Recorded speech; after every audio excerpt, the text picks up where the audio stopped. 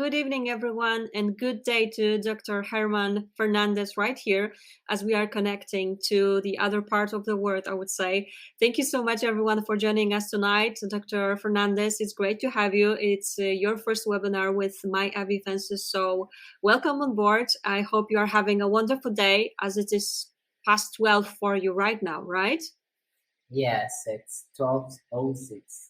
And how is your day going? Busy with patients, or how is it? Yes, I rescheduled some patients because I want to give focus on this because I know how important it is to give answers to our patients. So that's what I'm gonna try to do today. Yeah, we are definitely here to answer some of your questions for sure. So thank you everyone for joining us already. And let me just briefly mention that we will start with Dr. Fernandez's presentation on our topic. And today's topic is why do I experience miscarriages after IVF? So Dr. Herman will take us through his presentation, but afterwards, as always, there will be time for your questions, so don't hesitate. Just ask anything that's on your mind, and I'm sure Dr. Fernandez will be happy to help you out with any questions that you might have. And let me just mention that Dr. Herman is medical director at Vistahermosa Clinic located in Managua, so it's definitely far away from here, but we are happy that you are here and will be able to help us out with some of the questions as well. And I'm sure it's going to be an interesting session. And as you can see, Dr. Fernandez, there are patients writing from London, Ireland, Germany. So it's definitely a multi-country event. So I'm glad that we are able to connect here, everyone. And I'm sure it's going to be useful for you as well. So that will be it from me. I think we can go ahead with our presentation. Dr. Fernandez, ready to begin? Yes, I'm ready. Thank you so much indeed. And I will show you your presentation. And let's go ahead. Thank you. Thank you so much for coming and thank you for my IVF answers to invite me. I'm a medical doctor. I am an OBGYN and I am a reproductive endocrinologist, an infertility doctor, and I work for the UR International Group in one of the clinics in Nicaragua. As my friend says before, we're trying to say we're trying to answer some questions to usually our patients have. For example, in this case, why do I have miscarriage after an IVF? And that is very important because I know how disappointed it is after doing all the process, thinking that you are doing just fine in a process. And when a doctor tells you, there's something that is not quite right because of the embryo, because of the semen, because of the eggs, so probably you're gonna feel so bad about the process, and you pop some questions, of course. And obviously, we're gonna talk about the miscarriages and something that is called in IVF uh, implantation failure, and that's what we're gonna talk today about. So one of the main questions, for example, I will try to start saying this. Miscarriages are so common, like around 10 to 20% of spontaneous pregnancies have miscarriages. Most of them occur before the with number 12 of pregnancy, and sometimes you have 60% of those miscarriages with a pregnancy test, with a positive pregnancy test. So what is important here is to understand that even though if you do an IVF process or not, you will have certain percentage of or a probability of having a miscarriage because in a natural way, only 34% of the pregnancies uh, come up with the final baby at home. So I understand that people is very curious about how you can have a miscarriage if you are doing an IVF process, but I want to introduce this and say that even though you don't use an IVF process, you will have a chance of having a miscarriage, as well as you can have, for example, preeclampsia or diabetes or whatever disease you may have in a normal or regular pregnancy. So I would like to state that obviously when you do an IVF process is because you have a disease. This disease or this condition may be for some reasons, and that's the way, or that's the reason that you have gone through the process because you have an issue, and that issue obviously may improve your chances of having a miscarriage. And those issues are the ones that we're gonna try to solve this even for you. Okay, one of the main questions of our patients is it me? Okay, is it me as a person, as a woman, for example, am I doing something wrong? I would like to say that, for example, egg quality is different from egg quantity, and sometimes we try to or think or we probably people think that having an NAH, an antenatal hormone, for example, in normal ranges, or an anti-follicular count, for example, it's equal to having a quality, but it is not. When you have an AMH, for example, an anti-follicular count, you only have, you are only saying that a woman have a very good or a very bad ovarian reserve. So it doesn't mean that you have a very good quality. And and that is a very important thing because most of the embryos are being lost in a process or in an IVF process. It's because the quality of the embryo is not that good as patient thinks. I remember patients who are coming, for example, here at Managua, Nicaragua, and says, you know, I would like to do an IVF process and I would like to have twins, and that's the reason that I'm coming to your clinic. And when we do the analyze, and when we it's having, you know, this patient, uh, the hormonal levels and everything, the physical examination, for example, we discovered that this girl, even though she's trying to think that she will have a very good successful because she is young, probably she will not have a very good chances of getting pregnant because she has an underlying disease that probably we are not detecting.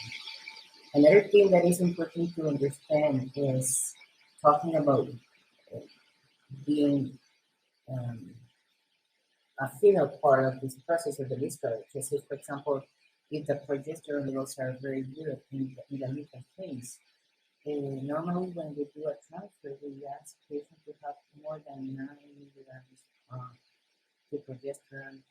That's the reason we use progesterone, vaginal progesterone, for example, to increase the levels of progesterone.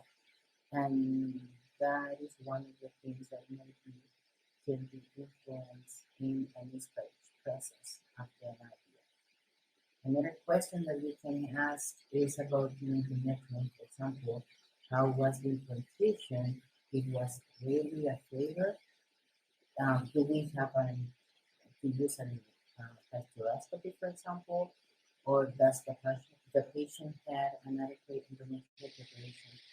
I said that, for example, I don't know how it is in another part or in another country, for example, but in Nicaragua, we sometimes we ask patients to use some kind of dosage.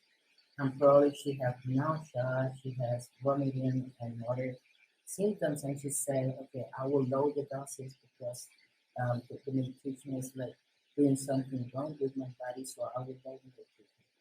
And that is a very important. We stay with our patients and we say, this is the adverse reactions that the medication may have, and you have to understand that you are in a very delicate process, and if you don't take the medication as indicated, probably you will not get a positive pregnancy test. another important thing is having the the knowledge. For example, if there's a subclinical hypothyroidism that you are not being diagnosed. In our case, for example, we have patients who have more than 2.5 from TSH, and these patients need to have levothyroxine in order to have thyroid supplementation hormone. And most of the patients, for example, they didn't even know that they have the disease. And it is very important to understand that thyroid has an important role in the implantation and in the embryo, in the implantation of the embryo, right? Another thing that is important to us is if you have insulin resistance or if you have previous diseases. For example, we already know that, for example, in the POS, patients have more rate of implantation failure because of the insulin resistance. So in this case, I would like to say that we have to analyze. I know the answer, for example, it's very difficult because a patient always wants to have a straight answer and says, okay, doctor, I would like to know what happened, why I didn't get pregnant, if I did everything right, if I took my medication, if I did the resting, if I did this and I did that, right? And but we have to, for example, reanalyze, rethink about all the process. And I will say something later in the presentation. Excuse me, Dr. Herman, I'm sorry for interrupting, but I just wanted to ask you if you have any doors opened that you could close, because there is some background noise. I'm not sure if No. it's possible. Okay, just wanted to check because we can hear you, but it's like the background noise does make it a little bit more tough to understand. But if you don't have any headphones or anything like that, I don't think we can change that right now. Okay. I will try to get more close to the. Okay, if you could, that'd be great. Okay, I think might work. Thank you so Yeah, much. Let's try that. yes, good. And Selma, I will later talk to you about that, about the procedure you just okay. Good. Okay, let's continue with the presentation. I will say, for example, is it my husband? I put the picture obviously because for make a little bit like distraction about because I don't want to be like a very like an expert position, but I would like to say, for example, that the same that happened to women, for example, in sperm in egg condition, they may happen to semen analysis as well. For example, we have a sperm analysis and we say, for example, it has a very good concentration, a very good motility, and a very good morphology. But we don't know if actually it's a very quality semen, right? And that's that's the reason that we can take advantage of some other tests, for example, to understand or to study the semen like DNA fragmentation, sperm fish, to know, for example, if the husband has diabetes, ejaculation issues, if he smokes or not, and if he has previous miscarriages, for example, with another woman, and then that is a very important question to talk about. And for example, here in the diabetes section, for example, if we have a man who has diabetes, these men um, have the lack of control of the glucose, so that may damage the DNA of the sperm. And if we find, for example, an inferior fermentation, we may introduce some other techniques, for example, like annexing columns, for example, and and the study of the men is as important as the study of the women. As I said before, sometimes when people come to us and say, "Why I didn't get pregnant?" We have to recalculate everything. What I do, for example, in my case is like read all over again, see all the tests again, see if we have to look for some vitamin D, for example, levels, if we have to see the TSH hormones again, if we have to give the patient some drugs, for example, in order to increase, you know, the, the implantation rate. For example, or what happened, for example, in the next presentation we have, is it because of the both of us? So the lab obviously have some responsibility of the monitor of the lab have responsibility. For example, create an optimal environment for fertilization, have an adequate preparation of patients. For example, we calculate the dosage in order to have very good eggs, and also with if we know, for example, the progesterone levels are so high, for example, more than 1.2, we do we freeze the embryos and we transfer in a later cycle. And obviously, we personalize treatment because not all the patients need the same treatment. But again, the sperm and the egg has some responsibilities as well. For example, they need to be fertilized with two nucleus, and that is very important because if the fertilization doesn't go that way, we're going to have miscarriages, or we're going to increase the rate of miscarriages. The other responsibility of the sperm and or the embryo in this case is have low fermentation rate, and obviously they have to develop until day 3 or day 5 to blastocyst. And another important question is to know the grade of the embryo. For example, if it's AB, BC, or AC, etc. Answers to be solved by your fertility doctor. For example, if there's no fertilization, why it didn't happen? If we didn't get into grade 8, for example, if we didn't have two, not two per nucleus embryo, for example, or if they use, for example, a PGPA, for example, as to increase and to develop um, to find if they were equal embryos, and we have some questions or have some answers about the process and if this process were optimal or not. Why we can do, for example, to improve some the improvement the result of an IVF, for example, preparation is the most important thing. In our case, for example, we use inositol, for example, we use DHEA, for example, in some patients, we control the sugar levels or the glucose levels of our patients. We also use thyroid hormones, for example, if we have if there's a lack of control with TSH. We also use aspirin. Most of the patients that we treat, we use with them aspirin, and obviously we prescribe we prescribe them folic acid. It is important to follow the instructions. If you have questions, of course, don't keep them for you. Just pop the question and ask the doctor. And one of the most important things is obviously to have the confidence of the doctor.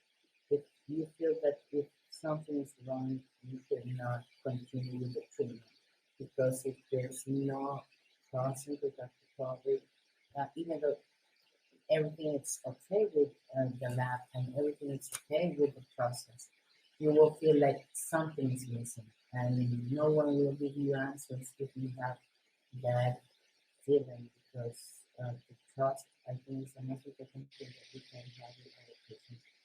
And another important thing is ask about the pregnancy rates and the live birth rate, because not all the patients are the same, because of not all the patients need the same, and of course, not all the patients respond the same, even though you do a package of IVF process. For example, I may have a patient who have, for example, 6 embryos in one case in January, and she didn't get pregnant. I will do all over again in June, and probably I'm gonna have 4 embryos at the end.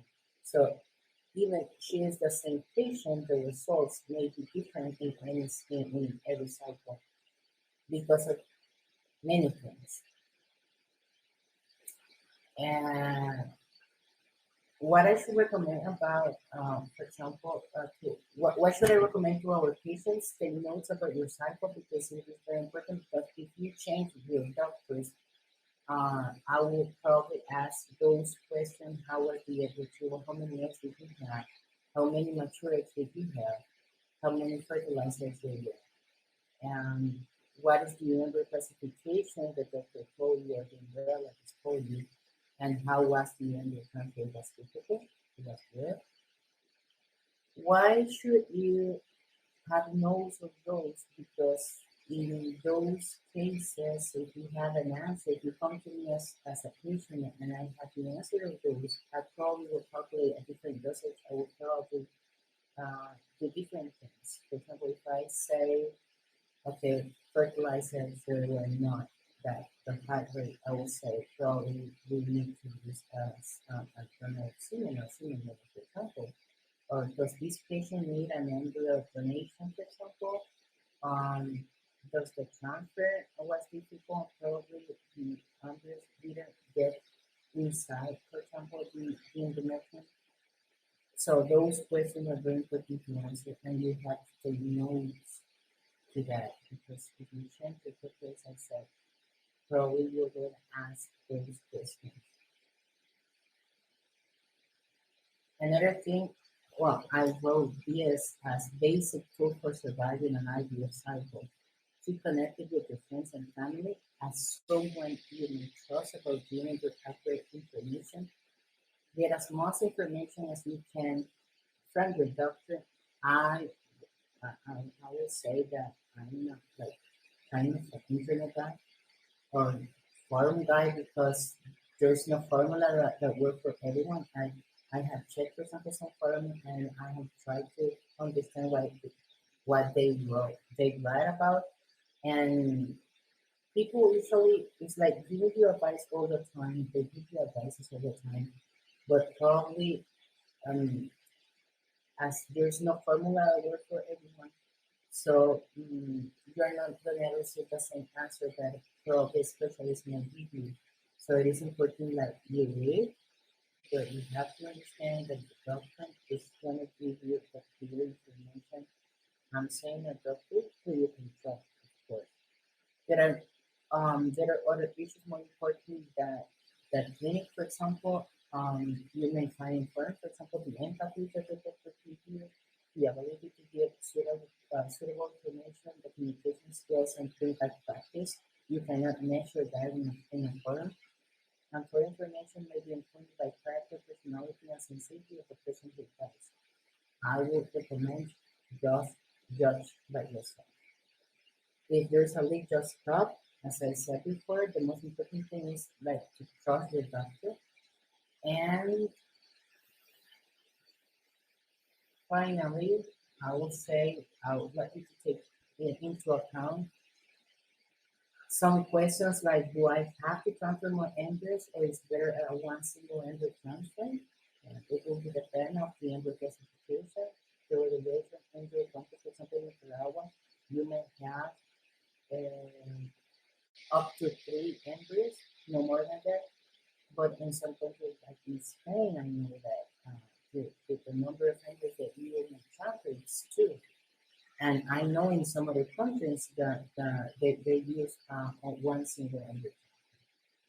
And obviously, you have to evaluate the risk of triplets on having twins. Do we have to change one of the elements of the genes, the sperm or of the eggs, of how far am I willing to go through that process? And that's very important because, of course, when you come to a clinic, you may have the feeling that everything is going to be right. And I talk to my patients and I say, okay, you're going to get pregnant. That's what I said. You're going to get pregnant. The way that you're going to get pregnant, it depends of how far would you like to go through the process. because if there's a color with the sperm, for example, and the husband doesn't accept semen donor, for example, either you do a biopsy, even though you do an ICSI, even though you do a PGPA, the possibilities of having a pregnancy, it's very low. So I would say it's very to have a very good communication with the patients, and according to that, saying, okay, how far am I willing to go through the process in order to get the pregnancy? And well, I am done with my presentation, and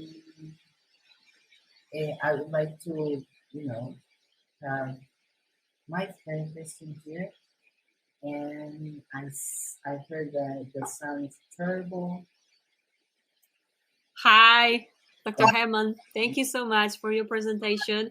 Yeah, I mean, we can hear you, but the background noise is a bit hard, but it's okay. I think we cannot change that now. So just try to speak to the microphone, and I think that we can manage. And thank you so much for this presentation, for walking us through the possible solutions, but also possible causes for miscarriages. And of course, now your favorite part is about to start. So Q&A session. There are some questions that are here ready. So Dr. Fernandez, are you ready to start with the first question? Yeah, sure. All right, perfect. So just try to, speak to the microphone. I hope that we will be able to hear you a bit better. Okay, thank you so much. And let's go ahead with the first question that we have. All right. Okay, good. Thank you for this webinar. What is the ideal medication protocol to sustain a pregnancy with donor eggs? How much progesterone, estrogen, and other drugs do you prescribe, and for how long? I read on our website that some clinics recommend taking progesterone until 30 weeks. And what do you think? What do you think about taking prednisone? Sorry. Okay. Well, it depends on the background of the patients that we have. For example, if this patient has already had PRL, for example, pregnancy recurrent losses or miscarriages, I would use, for example, a prednisolone. I will use a very low dosage of prednisolone, and I will say, okay, let's do that until the 12th week of pregnancy. For example, in donor egg, we use estrogen. It depends on how many estrogen we want to use. We usually use up to 10 milligrams per day, and progesterone we use around 800 per day, but some protocols use 1,000. So it depends. It depends of the administration. It depends, for example, also if you use those progesterone vaginally or if you use it in a shot, for example. You have a very the dosage you may use is, I will write it down. Estrogen, you may use from 6 milligrams to 10 milligrams without any problem. And progesterone, you can use it from 1,800 to 1,100. And in case, for example, if a patient has a recurrent miscarriage or an implantation failure before, or a history of an implantation failure, we use prednisolone. We also use Viagra, tadalafil. We also use, for example, inositol. So it depends on the patient. Okay. Thank you so much for your first question, and thank you for answering and providing the details. Yeah, sure. I would like to say to add something. I know it says, I read on a website that some clinics recommend taking progesterone until 30 weeks. So it depends, Because, for example, if we have a patient who we already know that she has an uterine incompetence, for example, you may use progesterone until week 30 of pregnancy, right? But normally, in an IVF process, we use it until the week 12. Otherwise, there are other factors, of course. All right. Thank you for adding this as well. Okay, let's have a look. There's another question right here. So what are the reasons for donor egg miscarriages? That's a very important question, because we have to understand, as I said at the beginning of the presentation, that there is normal miscarriages even though you do a natural cycle. So people usually get confused about that, because say, okay, we have a 25 years old egg donor, and we have the sperm of my husband, and I probably will have some guarantee that nothing is gonna happen, or I will have certain guarantee that the fertility rate is gonna be very high because I'm using an egg donor. But it's not correct, because we have to understand also that the sperm semen of the husband, for example, may have a DNA damage, and that is why may increase the miscarriages as well. Okay, thank you so much for yet another question here, and thank you for your explanation. And let's have a look. Some more questions are right here. Selma has a question. So some experts say that the egg is the most important part in IVF, about 70%, the rest 15% sperm and 15% the uterus factors. In conclusion, IVF with donor eggs must be very successful. Unfortunately, I had 2 miscarriages with donor eggs in 4 attempts. Anything you can advise? Yes. Well, I would say, Selma, you are not like that far away from another patient's story, because unfortunately we have to say that some patients have the same process. Actually, we have a patient who has already gone through IVF process with egg donor, and he hasn't get pregnant yet. What we do is changing the donor. For example, that's one option, changing the donor. Another option is using Tadalafil, for example, using an endometrial rejuvenation 2 days prior the transfer. That's another option. We can use intralipids, intralipids, for example, to increase the chances of getting pregnant.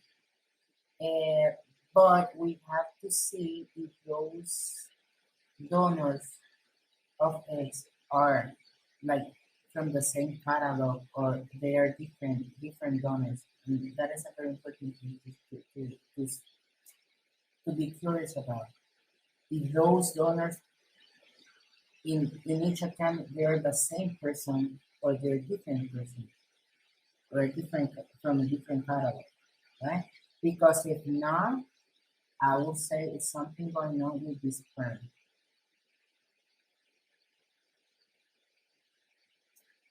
Okay. Yeah. There's something wrong with the sperm, and you have to consider, if you already have 2 egg donations, you have to consider embryo donation in one point. And as I said when I finished my presentation, everyone can get pregnant. I promise, everyone can get pregnant. The thing is how far I would like to go through get to the pregnancy. Thank you so much for that as well. And Selma has another question. Let me go through this one, and then we will go back to the previous ones. So what do you think about taking low dose aspirin before and after embryo transfer? We do it all the time. It is because, well, in Nicaragua, sometimes patients, they cannot go through the thrombosis, this thrombophilia thing analysis, right? I know in some countries you may, but for example, here in Nicaragua, you have to pay everything that you use. For example, if I want to get a genetic test, you have to pay for it. If you want to go through an IVF process, you have to pay for it. Everything is private. So what I mean is like we don't have the chances of having thrombophilia tests for everyone because if we do that, we're like making the process more expensive than it's already that already is. So we do low doses of aspirin. We use it for every single patient. We also with COVID we have increased the dosage to 380 milligrams per day. So, but it depends on the presentation that we have in your country. But we use it all the time. All right. And while we are talking about aspirin, how much? 75 milligrams? The presentation here in Nicaragua is 81 milligrams. We also have 100 milligrams, so it depends on the country. But as I said before, with this COVID thing, we increased the dosage to 350 milligrams per day. All right. Thank you for the clarification for this one. Alice has another question. So after frozen embryo transfer, would you recommend bed rest for the 10-day wait for someone with a history of miscarriages, implantation failures? Well, I will have my doubts about it because the implantation rate doesn't depend about how bed rest you have or not. It depends on how the endometrium is prepared to receive the embryo at that day. So we don't recommend too much. It is not a regular recommendation for our patients here in Nicaragua. We just recommend 2 days bed rest, but not like very restricted. It's like okay, you can go to the toilet, go back, you can do the dishes, and you can prepare your own food and things like that. We don't want patients to be like laid down all the way. And the other thing is, well, we don't recommend that. 10 days, it's like too much. Understood. Thank you so much indeed for the clarification for this as well. Let's see. Claire has another question. I have now suffered 4 miscarriages around 8-week mark, and karyotyping of the most recent showed the embryo was chromosomally normal. In this case, what is the most likely cause and what can we try next? All physical exams and blood tests have been normal every time, and I have been having progesterone aspirin from embryo transfer until the miscarriage is diagnosed.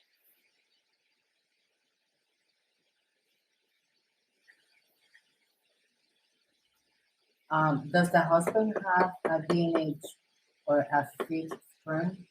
Actually, I see that Claire has replied here, I'm using donor sperm. The donor was tested for over 300 genetic and wasn't even a carrier already. So it seems yeah.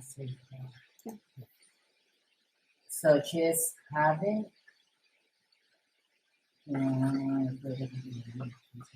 so she's what I as far as I understand about her is she's having a semen donor, right? Yes. Mm-hmm.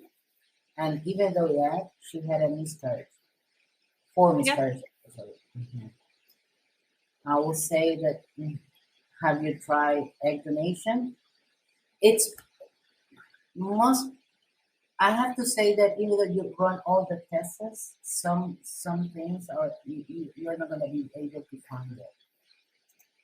What are the more typical things? For example, it's steroids. It's SAF, that is in Spanish as síndrome antiphospholipid syndrome. The other important is thrombophilia. So that are like the most common things to think about. Have you go to PGTA? Yes, right? Yes, she go to Where Chromosomes were chromosomally normal. But of course, Claire, if you can add anything, go ahead. Of course, type this in.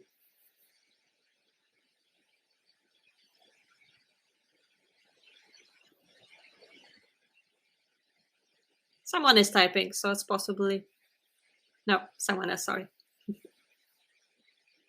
Yeah. All right. If we have a follow-up, I will simply go back. Okay, Claire has added, yeah, right here. APL, thrombophilia, both were negative. Wow. As I told you, the most important things when you are trying to find out about why the miscarriage is, it's karyotyping, thrombophilia, APL. I have no answer for that. Of course, that's understandable. Sometimes you don't have an answer for it, for everything. Of course I would like saying this is the pill that makes you go through the process. Sure. And of course, remember, if you wish to get in touch with the team and Dr. Herman, I'm sure it's possible. And maybe if you provide some more details, maybe there will be a possibility to check it as well. As you can see, thank you for your time as well. Thank you so much indeed. And let me have a look. Another question is here from Derek this time. What semen processing do you use? Gradient, SWIMA, prior test to SA or IUI or IVF? Gradient. Okay. Well, it depends on the lab. Most of the time here and in our international group, we always use gradient. But in some cases, swim up, for example, with a very low quality sperm sample. But yeah, that's what the book says.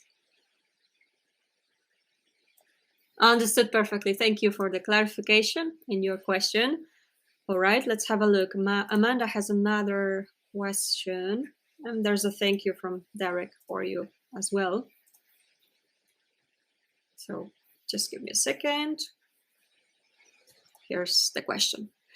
I had a miscarriage last week at about 8.5 weeks and had surgical management on Friday. I was pregnant for my second round of IVF with a sperm donor and my own eggs. I have no known fertility issues but had to do IVF as I am single. My embryos were created when I was 41. I've just turned 42. I have 2 embryos on ice still, but I want to do another IVF cycle SAP because of my age. My AMH is 24. How long should I wait after the procedure till I can try again? Is there anything I can do to improve my chances? Well, what we are doing now here is endometrial rejuvenation. We use PRP into the endometrium. What we are doing also is using intralipids. We're using tadalafil, that is like for sexual impotence for male.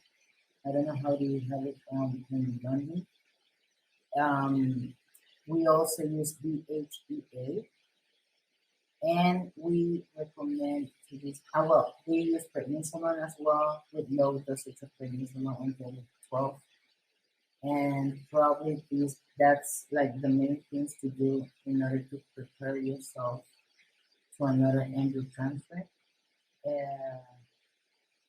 Well, and the other thing is you should try it like in 3 months. That's usually the recommendations in expert is like trying just relax a little bit, make the hormone levels back to normal in 3 months, and then go over and try it. And brilliant. Thank you so much indeed for that advice as well. I do hope that was useful, Amanda, for you as well. And fingers crossed as always for all of you. And I believe that was our final question. However, remember that if you wish to get some more details, all you just need to do is simply get in touch with Vistahermosa team, Dr. Fernández. I'm sure they will be more than happy to assist you with some more questions. And I'm just waiting. Someone is typing. Let's have a look if this is another question. If not, we will be finishing. But I would already like to thank you, Dr. Fernández, for joining us tonight. I know you're keeping busy, I'm sure, with the patients, and it was great to have you. We apologize for the background noise. Sometimes it's out of our hands, but I do believe that it was still possible for you to listen to the advice that Dr. Fernández had for you. And before we finish, anything else you would like to add, Dr. Fernández? Well, I will say that, well, I am an IVF patient too. And thank you, Derek. I am an IVF patient as well. And I know how frustrating it is for patients when you don't have the results you expect. And that's the reason that I studied reproduction, and that's the reason that I understand patients when you don't have an answer for an expert, for someone you trust. And of course, we don't have all the answers. Forget my parents. I am 31 weeks of pregnancy now, and we're expecting our child in July, at the end of July. And but we cost, it was very difficult because we tried 3 times, doing an IVF, having a clinic, being in a group, an international group, it was difficult. So I understand how frustrating it is for patients, like trying to get convinced about why something that went wrong, because sometimes we don't have the answer for it. And well, I wish you the best, because I know how happy I am now. And Thank I you would so like much. I would like all the patients to have the same feelings that I have. Thank you so much indeed. And of course, we do hope to hear such stories and such happy endings. So thank you so much, Dr. Fernandez, for sharing indeed. And of course, as you can see, Derek has added a boat here. So thank you. So thanks so much for sharing this. I think that it's always inspiring to hear that. And I just want to let you know that, of course, it has been recorded. It will be possible for you to have us watch it tomorrow. It will be available on our website, but also on our YouTube channel. And of course, as you know, we will be back this Thursday at 7 p.m. UK time. There is another webinar with Professor Harper, Joyce Harper, and I hope that you will be able to join us and find out a bit more. And it's going to be a Q&A as well. So I do hope that you will be able to ask some questions, of course. Thank you so much. Have a lovely evening. And to you, Dr. Fernandez, I hope to see you sometime soon. And also have a brilliant day as well. Thanks so much. Thank you. Take care. Bye-bye.